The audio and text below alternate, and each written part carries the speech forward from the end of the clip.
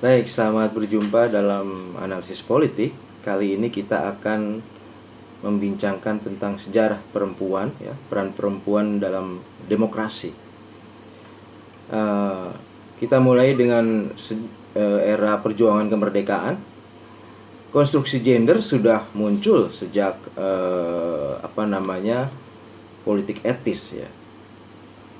Ini ditandai dengan munculnya tokoh-tokoh perempuan yang paling terkenal tentu kita tahu, yaitu R.A. Kartini yang hidup tahun 1879 sampai 1904. Kartini memprotes feodalisme yang berlangsung ketika itu.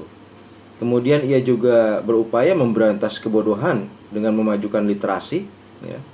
Dan kemudian ia juga memberi kesempatan berkarya bagi perempuan. Jadi salah satu tuntutan R.A. Kartini itu agar perempuan itu tidak hanya mengurusi urusan domestik saja, tetapi juga harus diberi kesempatan untuk mengurusi urusan-urusan publik kalau ia mau, gitu ya. Nah, banyak momen sejarah lainnya itu ditandai dengan kemunculan organisasi-organisasi perempuan, ya, seperti Aisyah Muhammadiyah, ya, dan kemudian Muslimat NU. Dan momen sejarah yang penting untuk perempuan adalah Kongres Perempuan Indonesia, ya, yang pertama dilaksanakan pada tanggal 22 Desember 1928, ya, dengan tema memerdekakan Indonesia. Jadi Kongres Perempuan ini ternyata tidak membicarakan masalah perempuan, tetapi membicarakan masalah umum, masalah bangsa, yaitu bagaimana memerdekakan bangsa. Ini luar biasa bahwa sejak awal perjuangan kemerdekaan, perempuan sudah terlibat dalam upaya-upaya perbaikan di ruang publik, sudah terlibat dalam upaya memerdekakan bangsa Indonesia. Nah, perjuangan kemerdekaan diikuti kaum perempuan Indonesia mulai dari mengelola dapur umum, ya, memastikan bahwa para pejuang itu mendapatkan pasokan makanan yang cukup, sampai pada berjuang di garis depan, ya. Ada perempuan juga yang kemudian mengangkat senjata dan berjuang di garis depan. Nah, pasca perjuangan kemerdekaan, perempuan tentu saja tidak berhenti perannya, ya. Dalam konstitusi memang tidak ada batasan perempuan, ya. Itu artinya apa? Sejak awal kemerdekaan bangsa ini tidak membedakan antara perempuan dan laki-laki, ya. Sejak awal kemerdekaan sebenarnya bangsa ini sudah mengakui, ya, kesamaan atau emansipasi perempuan dan laki-laki. Nah, namun demikian kemudian bermunculan pergerakan-pergerakan perempuan, baik yang mengusung tema khas perempuan atau juga tema umum, ya. Tema khas perempuan yang diusung antara lain seperti perbaikan gizi dan kesehatan perempuan, ya. Kemudian menentang poligami, ya. Kemudian pergerakan perjuangan kesamaan hak perempuan dan laki-laki, dan kemudian membangun jejaring perempuan secara internasional, gitu ya. Adapun pergerakan yang bertema umum seperti menjadi pemimpin partai, ya. Kemudian isu-isu pendidikan dan kesehatan, serta kemudian menjadi pejabat negara, gitu ya. Nah, tentu perjuangan sejak awal kemerdekaan ini kita sekarang ini sudah katakanlah memanen hasilnya, ya, di mana banyak perempuan yang juga menjadi pemimpin partai, ya, menduduki posisi penting dalam birokrasi, ya, dan lain-lain. Nah, di era Orde Baru perempuan mengalami kemunduran, ya, dalam gerakan perempuan, gitu ya. Nah, era Orde Baru itu lebih menekankan bahwa perempuan mengikuti suami, urusannya ya di rumah, gitu ya dia. Jadi di era Orde Baru itu perempuan kemudian ditarik ke wilayah domestik. Nah, kesemuanya demi menciptakan masyarakat yang tertib dan bisa diatur. Jadi rezim otoriter Orde Baru itu mengatur segalanya, termasuk mengatur perempuan, bahwa perempuan itu harus di belakang laki-laki dan kemudian hanya mengurusi domestik, atau kalaupun katakanlah menduduki jabatan tertentu, jabatan itu harus di belakang laki-laki gitu ya. Misalnya ketua PKK atau ketua perempuan apa begitu ya. Nah, seperti itu. Nah, di era ini muncul berbagai perlawanan perempuan ya, terlihat dari berbagai macam LSM perempuan yang ada gitu ya, aktivitas buruh juga gitu ya. Kita kenal misalnya Marsinah. Marsinah ini sebagai simbol dari perlawanan buruh perempuan ya. Nah, kemudian perempuan juga berperan dalam menjatuhkan rezim Orde Baru gitu. Nah, selepas jatuhnya rezim Orde Baru, perempuan juga terus melakukan pergerakan ya. Ada momen penting yaitu Kongres Perempuan 22 Desember 1998. Nah, di dalam kongres ini setidaknya membicarakan dua hal, yaitu hak dipilih ya bagi perempuan, dan kemudian affirmative action ya, yaitu tindakan khusus sementara yang harus diterapkan bahwa ada kuota 30% perempuan ya. Nah, terkait hal ini, United Nations Division for the Advancement of Women, UNDAW ya, suara perempuan khususnya dalam memperjuangkan dan menunjukkan nilai-nilai prioritas dan karakter khas perempuan baru bisa perhatikan dalam kehidupan publik apabila suaranya mencapai minimal 30-35%. Ya. Nah, untuk itu jumlah anggota legislatif perempuan di parlemen menjadi sangat penting.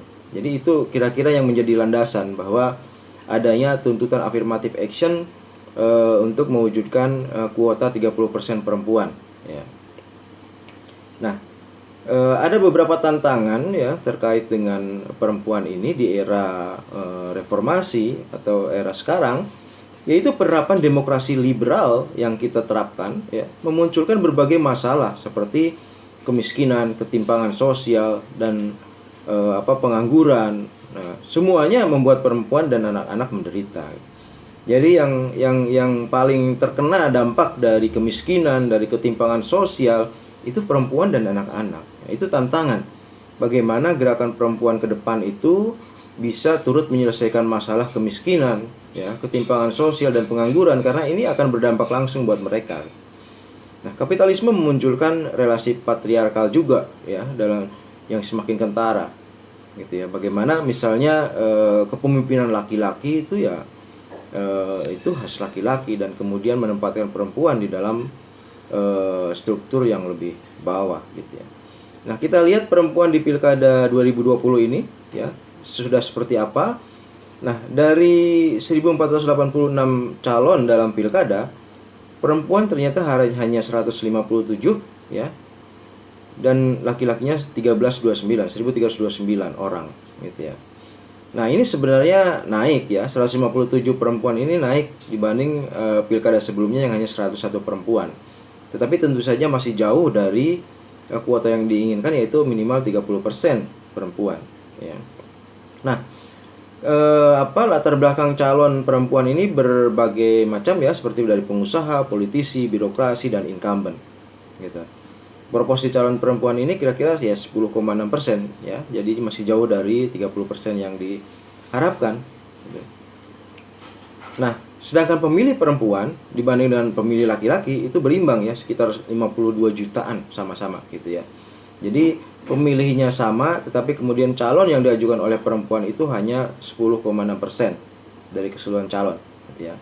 Adapun peta dukungan partai politik terhadap calon perempuan yang sudah relatif tinggi, yaitu mencapai 30-an% itu antara lain Gerindra, PDIP, Golkar ya, dan PAN.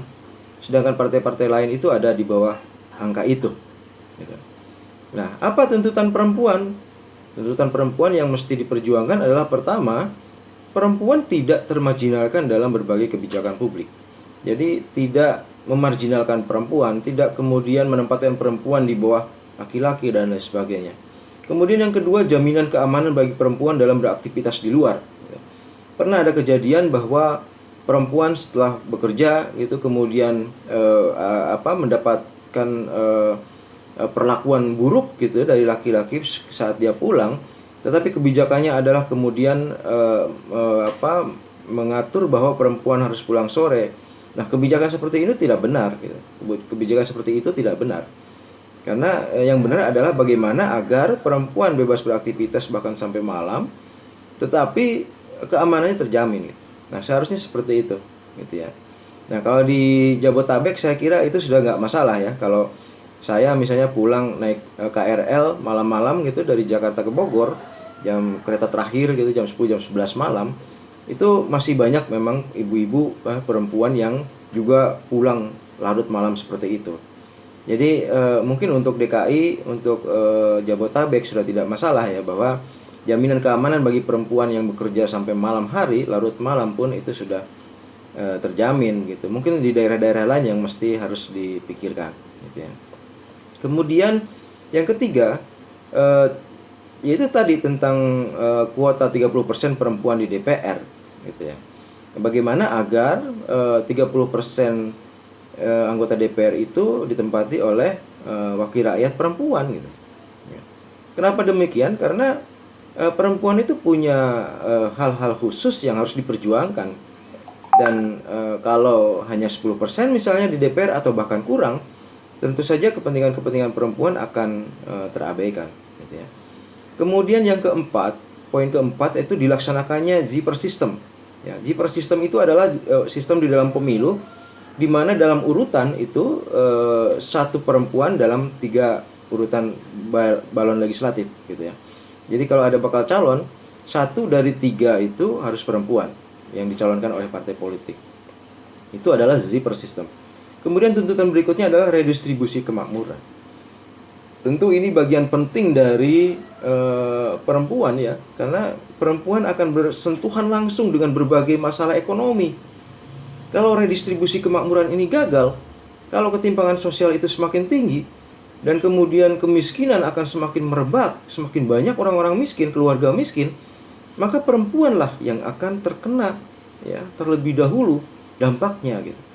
Karena itu redistribusi kemakmuran ini penting bagi perempuan gitu. Ya, kalau keadilan sosial sudah dirasakan oleh seluruh rakyat Indonesia, otomatis seluruh keluarga akan semakin banyak yang merasakan kesejahteraan dan kemakmuran, maka perempuan dan juga anak-anak itu akan yang paling depan merasakan hasilnya gitu.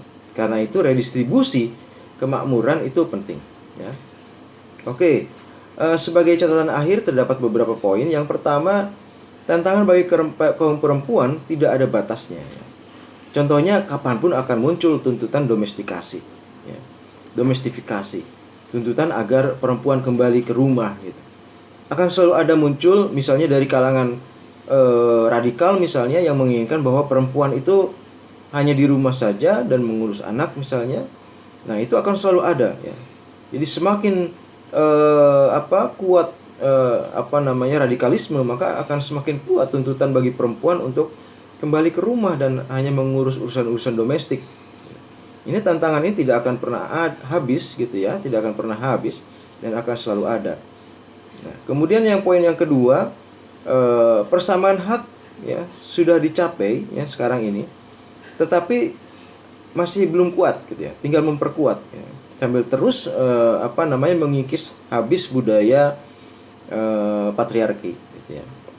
Nah, ini harus terus diperjuangkan gitu ya, karena meskipun sekarang sudah ada persamaan hak, tetapi dorongan-dorongan ke arah diskriminasi itu akan tetap ada, diskriminasi gender itu akan tetap ada. Karena itu perempuan memang harus terus berjuang gitu ya. Kemudian poin yang ketiga adalah affirmative action tadi ya. Affirmative action 30% itu jangan hanya kuantitas, jangan hanya berhenti di kuantitas, tetapi kemudian kaum perempuan sendiri itu harus mengupayakan agar 30% itu juga berkualitas gitu ya. Berkualitas bahwa calon-calon atau wakil rakyat dari kaum perempuan itu memang memiliki kapasitas yang baik gitu ya untuk menjadi wakil rakyat. Kemudian poin keempat, kepentingan perempuan adalah juga kepentingan hak dasar manusia. Jadi ini poin yang penting sekali. Kita harus mengingat bahwa kepentingan perempuan itu adalah kepentingan hak dasar manusia gitu ya. Tak terpisahkan gitu. Jadi kalau kita memang peduli dengan hak asasi manusia, peduli dengan hak-hak dasar manusia, maka tentu saja kita harus paham dan mengerti hak-hak dasar dari perempuan, kepentingan perempuan, gitu ya. Jadi tidak ada alasan bagi seluruh manusia untuk tidak peduli dengan kepentingan perempuan. Kemudian poin yang terakhir adalah kita harus paham bahwa dunia tidak harus selalu dipimpin oleh laki-laki. Ya, pada suatu saat perempuan mampu memimpin, ya kenapa tidak, gitu ya. Ini misalnya sudah dibuktikan dengan beberapa pemimpin perempuan di seluruh dunia, ya. Ada Begum Halia Dasia, ada kemudian presiden atau pemimpin dari Selandia Baru, ya, perempuan. Dan jangan lupa Indonesia pun pernah dipimpin oleh perempuan, yaitu oleh Megawati Soekarno Putri, gitu ya. Saya kira itu pertemuan kita kali ini yang membincangkan tentang sejarah atau peran perempuan dalam demokrasi.